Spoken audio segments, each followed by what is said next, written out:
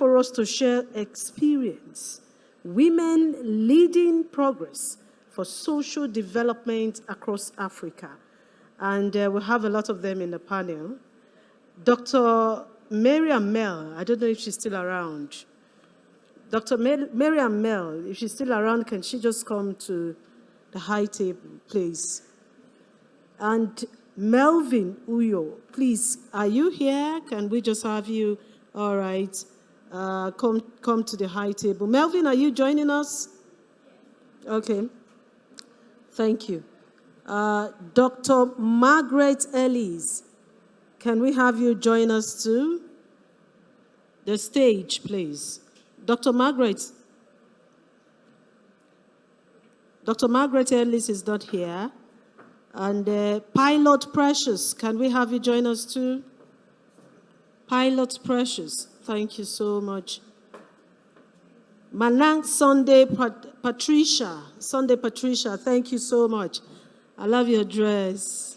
I'm sure you're leaving this one for us. Okay, all right.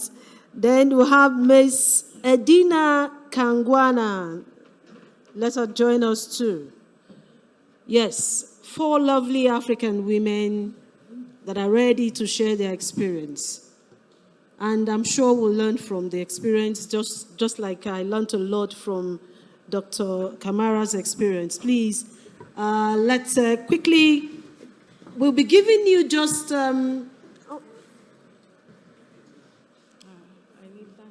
5 minutes each. It's too small for your experience, I know. So let's just have, 10 minutes each for you to tell us your story. And I hope we take it, but for questions. 5 minutes each.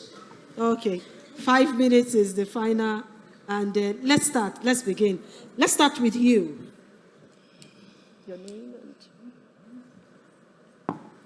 Hi, everyone. My name is Melvin Ouyo, and I am a population and reproductive health and policy expert.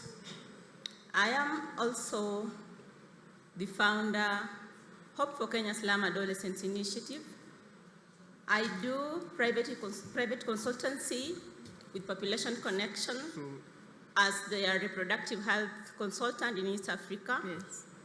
I also run a medical facility, Menic Family Health Services. I really don't get traumatized when I hear stories like what Patricia shared this afternoon. Growing up, I saw firsthand how girls and women went through sexual and gender-based violence in a village in Kenya. I have worked with women and girls the past 4 years, running a campaign, Fight for Health, Empowerment and Rights. And I have listened to women and girls tell stories such like what Patricia has shared. In Kenya, I think we also have the youngest mother as a 9-year-old. Yes.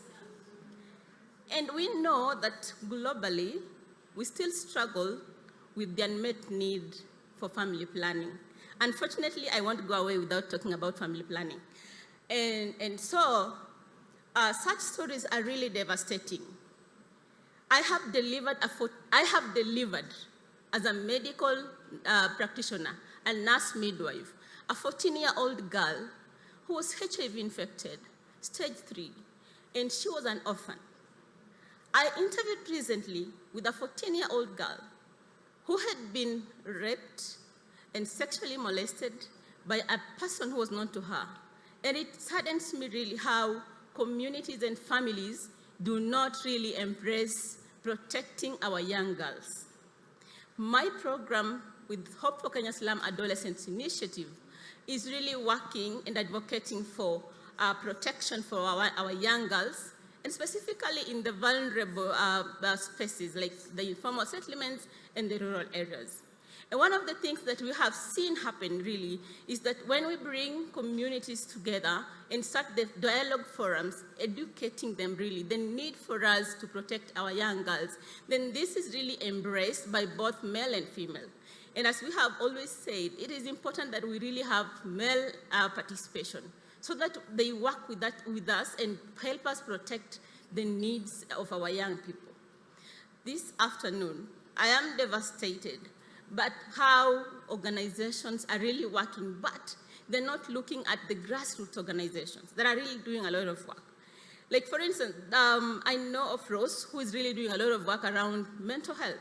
And when you look at such a story like what Patricia was sharing, the problem for that particular girl will be mental therapy. This is a girl who has been struggling with mental stress for several years, And we cannot talk about peace when it cannot start from the family. Yes. We cannot have peace in the family when we have a father who is sexually abusing a daughter. We cannot have peace in the family when we have a brother who is impregnating a sister. And these are things that are happening. I have interviewed with service providers, SRH advocates in Uganda, in Tanzania, in Burundi, and the story is the same. Okay. The African context is the same, and it is sad. As women seated in this hall, it is our responsibility that we evaluate ourselves and the work that we have done or contributed to protecting our young girls. All right. Thank you so much. Let me also make this announcement. Juwaria Ibrahim is also in the panel. Welcome. Thank you so much for coming. Yes, thank you. Melvin, can we hear from you? So give us your experience, please. Me? Okay, sorry, that's you, Melvin. You see, I was trying to look at the faces. Thank you, Melvin. Yes, let's also hear from Pilot Precious. I remember watching the 2018 summit, which was held in Nigeria through a friend. Little did I know that I'll be here in 2022 in Kigali, Rwanda, surrounded by powerful women, dreams to come true. Thank you for this opportunity. Thank you so much. Thank you so much. I am Pilot Precious. I grew up in the rural areas in Zimbabwe, Plumtree. And at 17, I became a mother. My mother had me when she was 17 as well. I am the founder of Precious Wings, a mentorship program aimed at empowering girls, making sure that we invest in their future, because I know how it feels like to have nothing. I remember we used to watch the aircraft fly by, sometimes once in 6 months in my village, and we'll say, Framachina, meaning flying machine, bring us sweets. I didn't know I was gonna be a pilot.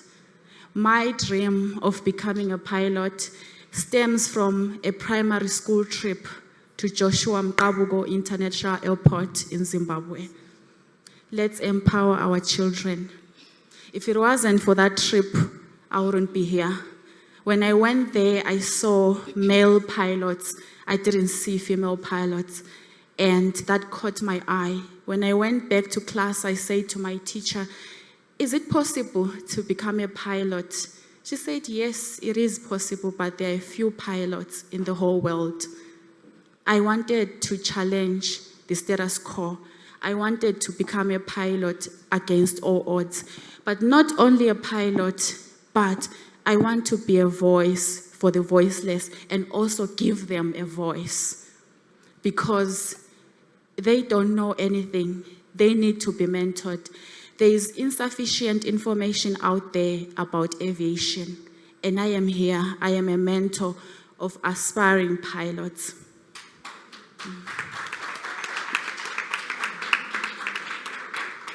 Only 5% of women in the world, of pilots actually, are women in the whole world, 1% being women of color. We need more role models. I cannot do it alone, hence I am here today. I need mentors. That is why I'm here. Precious Wings, someone will be wondering, why Precious Wings? Yes, it is my name. I know it's a beautiful name. Some people say, are you sure? I mean, I'm also precious. Are you sure this is your name? Yes, this is the name my mom gave me. She's no longer here. She'll be very proud. She passed away. And precious wings, why? I like the butterfly transformation process, the butterfly metamorphosis. It starts off as a caterpillar and then changes into a butterfly. But not all caterpillars change to butterflies. The process is not easy. They go through hardships, different weather conditions. Some give up along the way. There is this stage where it's in a cocoon, it's isolated, and then it has to squeeze its way out of that cocoon. That process is very important because as it squeezes out, its wings are strengthened, its precious wings, and it learns to fly.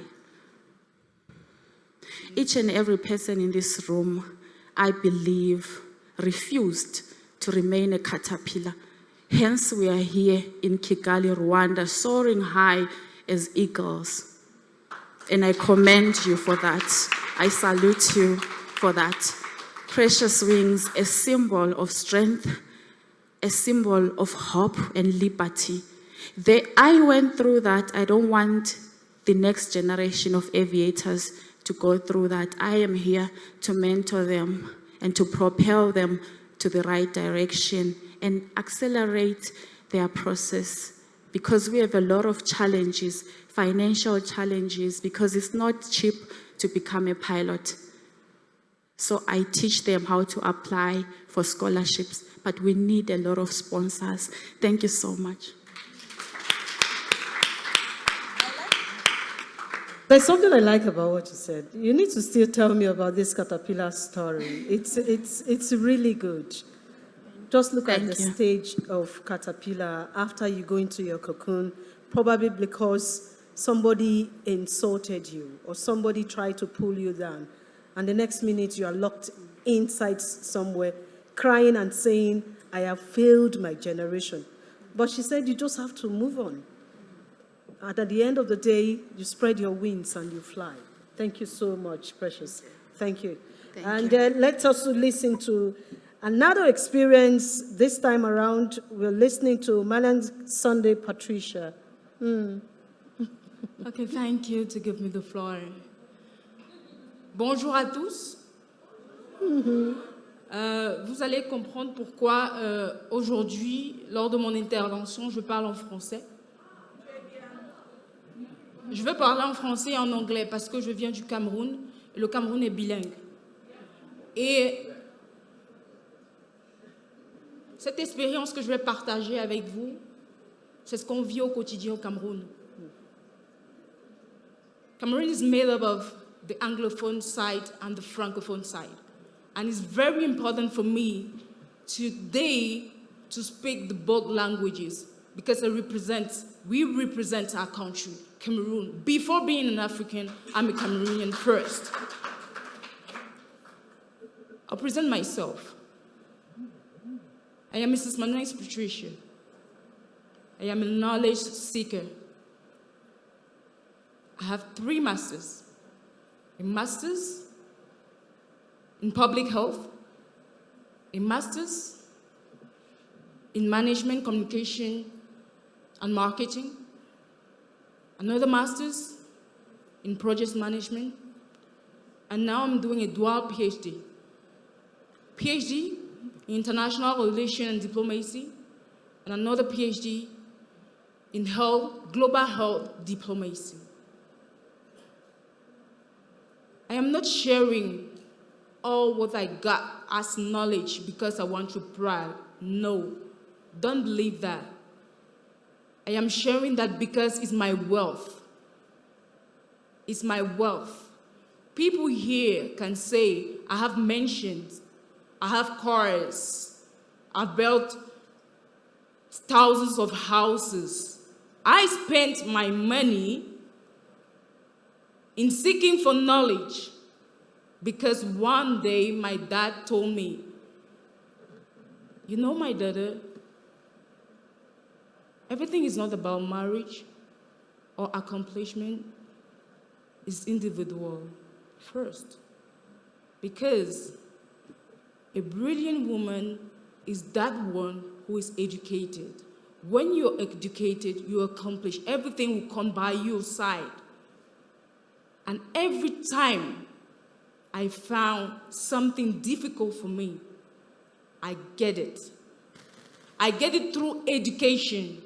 I go towards the education, no matter how long it will take me, I go forward for it. The sky is the limit. If there's no something else after the sky, I'll go there. Why am I doing diplomacy? Yesterday, I introduced myself as a PhD in diplomacy.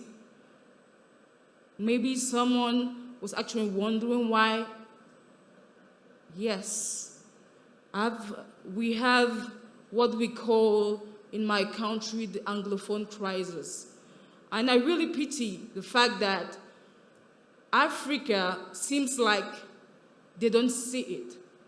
But it's true. It's happening in my country. And it's devastating my country. It's separating my country into two.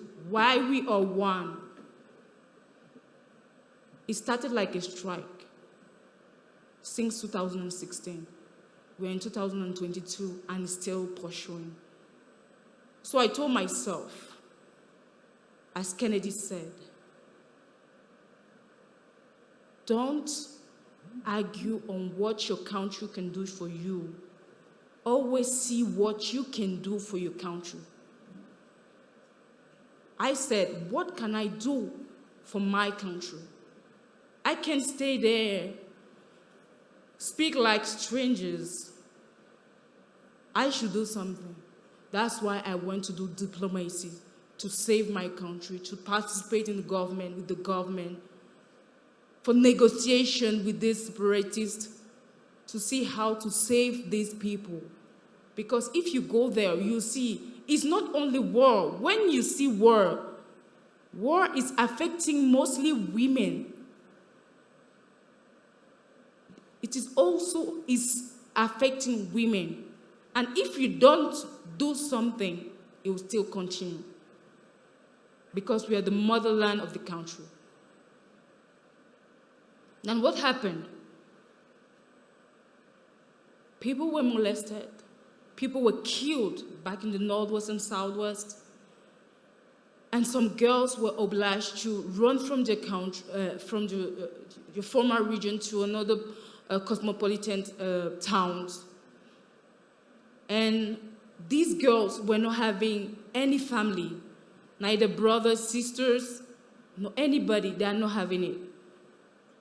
So they went there with no one, started prostituting yourselves, going through slavery, gender-based violence, and all of this sort.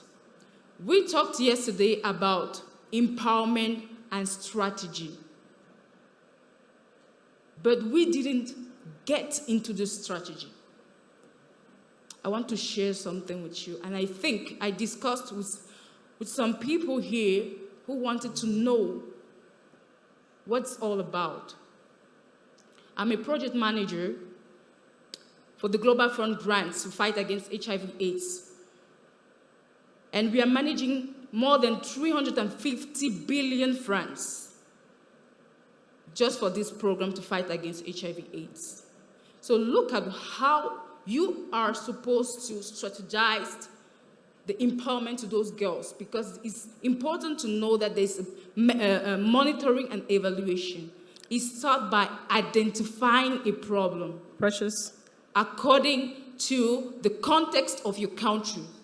After identifying the questions, the problems, then you have to find the solutions and have one word that signifies 5 things.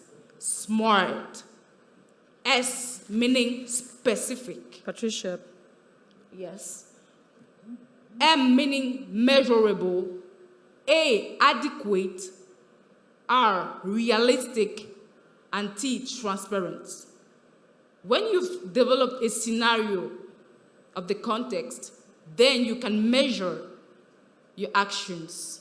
After measuring your actions, you monitor those girls, and then afterwards, you evaluate them to prove them that it is important what you're doing.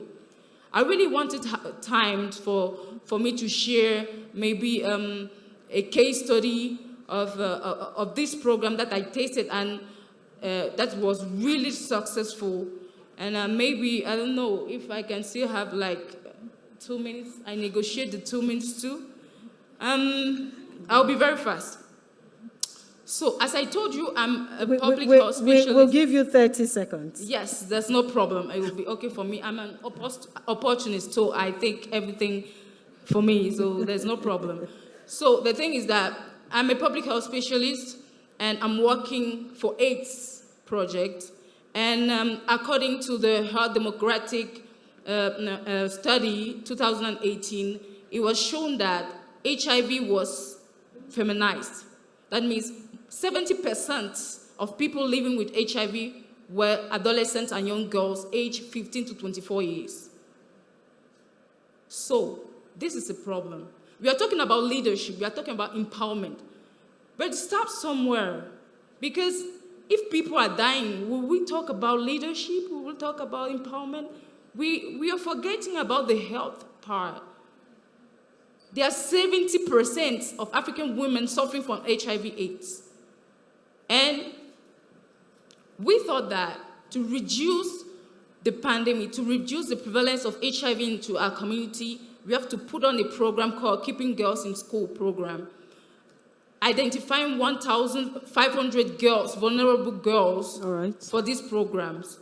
So we were able to give out scholarships, school supplies, microloans to 1,500 girls. And I have beautiful data. 60% of the 1,500 girls were actually able to succeed to the next class. That's the first thing. And 20% of these women were able to have a successful business. All right, thank you so much. Thank you. That's Even a though good I didn't story. finish it, okay. It's a good story. Thank you so much. Let's quickly hear from Adina Kwan. Did I get that name? Kanwana. You got it right. Thank you so much. I want to say a big thank you to Co-op, Engage, Empower, and Educate Initiative for this platform. I'm very humbled to be among great women of Africa. And I know from this we are going to create an history. I come from Kisii, Kenya. Kisii is among the 47 counties underdeveloped units in Kenya. I work as a county executive in Kisii, and apart from that, I love role modeling and empowering the young people. I come from a small village in Kisii, Kenya, where patriarchy is deep-rooted. From that unit in Kisii, we've never had a woman elected in an elective position for years. I don't know whether we are going to have one soon. I have a career in banking over 10 years. The reality hit me when I came back to the county government. I call it the grassroots leadership. And then I realized there is a gap, that even if I went to an elective seat, I could still not help.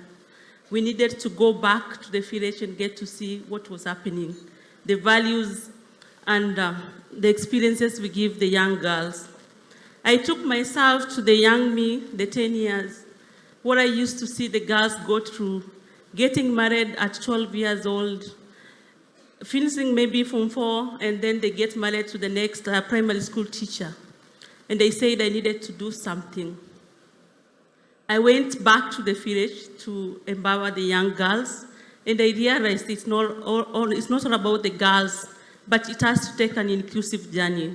So I came up with a role modeling initiative where I go to schools and talk to them, and I had to bring other people on board. The alumni to go back to their alma mater and adopt a school. Basically, it's a knowledge transfer session where you don't have to build the classes and do all those infrastructural development. It's all about giving your time to the people who need it.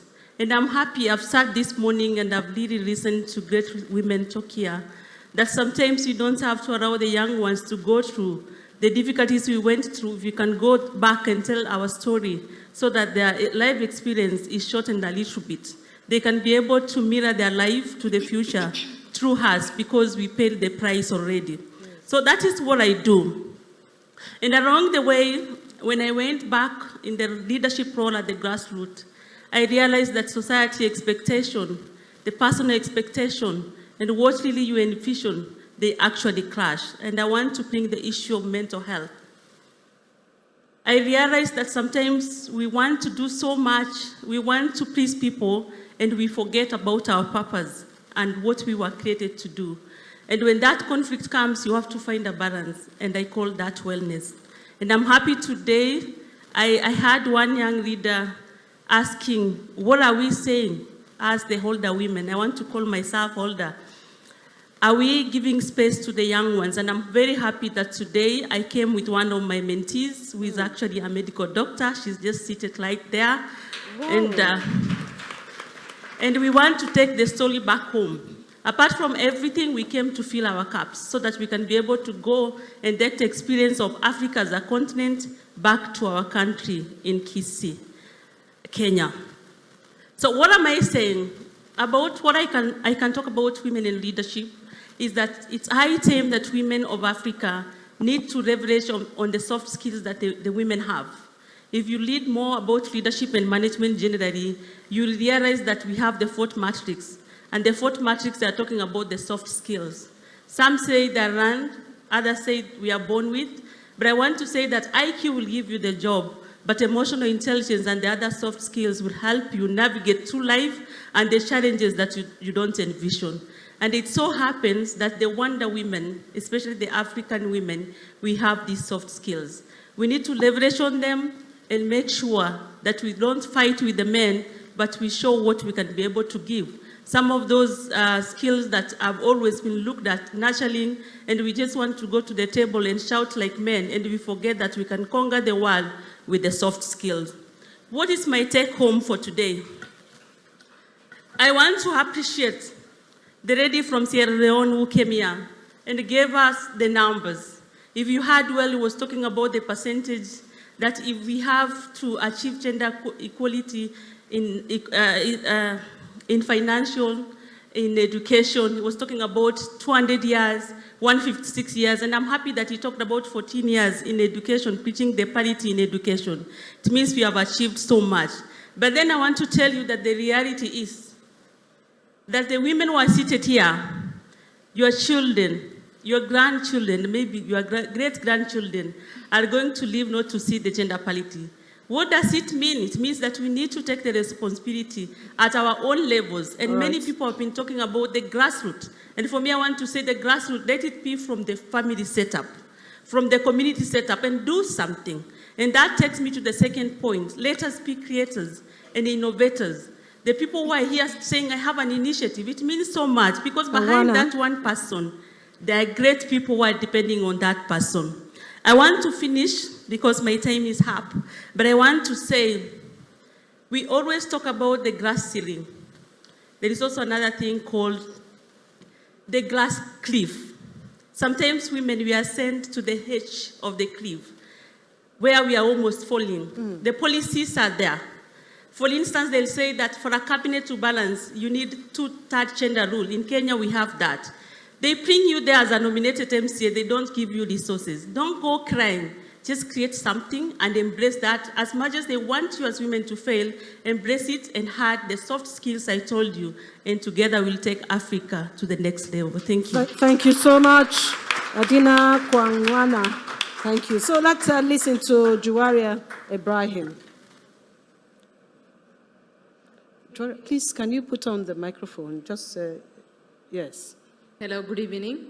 I'm Juwaria Ibrahim. I came from Ethiopia, the eastern part of Ethiopia. So I'm very honored and thrilled to be here today and yesterday. It's my second time attending this beautiful summit where most of more potential and powerful African women gathered and shared their experience. So I have few things to share, even though my little experience might not be that much comparing yours. But let me start from, I came from the eastern part of Ethiopia, the Somali, ethnic by Somali, and my community are very conservative in their culture. So it's very hard to be in that society, which is majorly like any African countries, dominated by men. So for me, and I got married when I was a teenager, almost 16 years old. Today I have a son at my age, almost 16 years today, and it was not an easy journey. I forced to become a high school dropout, and then I have to stay as a housewife. But I asked myself, is that the life which I want for myself, to give up my future and where I cannot achieve and contribute anything if I stay at home.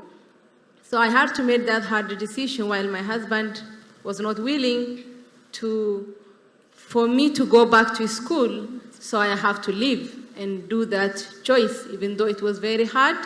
I was a teenager, I was broke, I have nothing financially, but I made that decision, and that is where I thank Allah to give me that strength that day to make that very hard decision. And as I am sitting here today, I am proud mother, young mother, and I co-found an organization, local NGO, where I run as a deputy director. This organization created an employment opportunity for over 300 youth in my community. I empower and also I mentor a lot of youth, especially girls, where my community did not give them any opportunity to grow. But I believe you don't need somebody to give you an opportunity. You have to know how to take it and also make out of that something good. And then after I completed that thing, I have a master's degree in business management. And also I am a member of the parliament. I run for a regional seat in my government. And today I am a member of the parliament and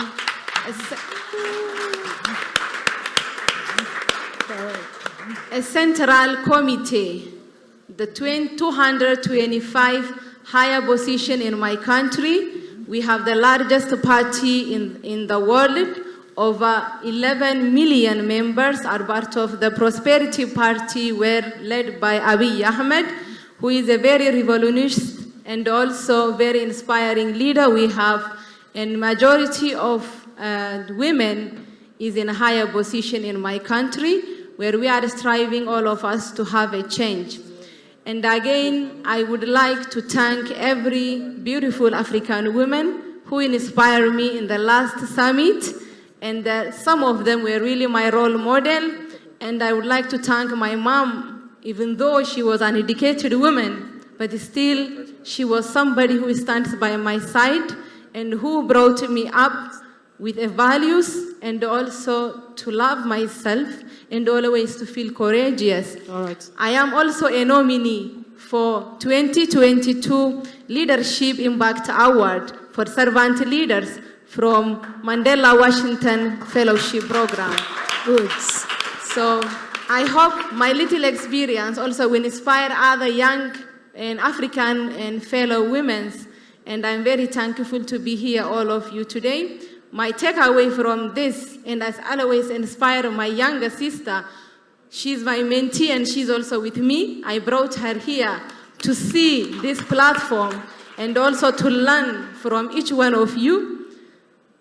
And I am not only a fifth child from my family, but I have a bigger responsibility on my shoulder. Those people who elected me do not have a clean water, no education, no access to health, and this big responsibility is in my shoulder, and I know there is no limitation for a woman's power. As far as we believe in ourselves, then we can change the entire world, not only our families. Thank you so much. Thank you so much. So let's just say thank you to our panelists, Melvin Uyo, thank you so much. Pilot Precious, thank you so much. And thank you to Juwaria Ibrahim, our woman in parliament, thank you. And thank you to Morning Sunday Patricia, thank you to Adina Kwamwana. Thank you so much, beautiful African women. Let's just say thank you for this panel. And maybe we just, photo session, please. And this is where we end this particular session. We'll not be calling it a day today, but because you need to go straight to your room now, get yourself kitted up in either your African attire, look beautiful, look good. We are coming back here at 7 p.m. for the gala night, gala and award night. So at that time, we'll be exchanging numbers, contacts, and it will be time for us to talk more. We'll be relaxed. Let's quickly leave the hall so they can have time to set up the hall for the gala night and gala and award night. Just call Joanna for RC to announce about why we don't go to the parliament. Joanna, please. Joanna, RCB. Yes, you need to come give them the news. You know, I told them that Joanna will come and tell them what's happening to the journey to the parliament. Jonathan. Good evening, everyone. I just wanted to say that unfortunately the visit to the parliament has been cancelled last minute because there's a gathering there, an emergency gathering. So it has been cancelled. So sorry about that. Thank you. So you just heard her. An emergency that came up, so we are not going to the parliament anymore. But we have a beautiful moment later tonight, the gala and award night. Come in your dancing shoes and come in your best attires. Dress African if you wish to. Give us your dinner wear if you wish to. And please. And remember, we're still going on the tour. We'll be going for sightseeing at the Kigali Memorial Site. That's where we'll be going to on Saturday, that's tomorrow. So for now, let's go to the room. You have 1 hour to get yourself rested and dressed. Please, pictures. Excuse me, please. I don't know if it's possible. Excuse me. I thought that maybe there could be questions because I wanted to take this opportunity to know what's next. After this summit, because we can't go, as African women, we can't go from this hall without knowing what next. We'll do that at the gala night. Okay. That would be a special moment for us at the gala night. Okay. You'll get to ask questions that you were not opportune to ask, and you get to talk and say what next. Thank you so much. Can we please? You stick with them. Very simple. Okay. So you photo session, please. The microphone. Thank you.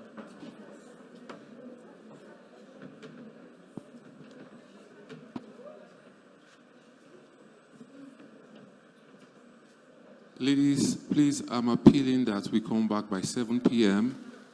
Please, it's an appeal. Reason being that if we don't come back by 7, they might ask us to exit the hall because they have an event they have to set up for tomorrow in this hall. So please, 7 p.m. for 7 p.m. we start the gala night. We're going to have a nice time. Come with your dancing shoes, come excited. So please, 7 p.m. the gala night starts. Thank you very much. If you have questions for anybody, you can still meet them one-on-one. Ask your questions, but we need to immediately vacate the hall. Please, we need to immediately vacate the hall so that they can set up for the gala night. Ukeme, please, I need to see you now. Ukeme, I need to see you now. Lucy, I need to see you now. Ukeme is upstairs.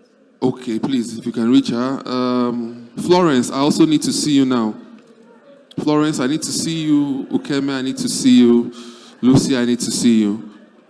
Please, let's leave the hall so that they can set up. Please, they have only 1 hour to transform this hall for the Ghana night. Just 1 hour. I would appreciate if we could leave the hall. We'll attend to more issues and more things at the award night. Obviously, everything. Okay. Can we leave the hall, please? Please, please, it's an appeal so that they can set up for the gala night. They have just 1 hour. Pilot Precious there, please. We can have the conversation outside, please, please. They need to set up the hall.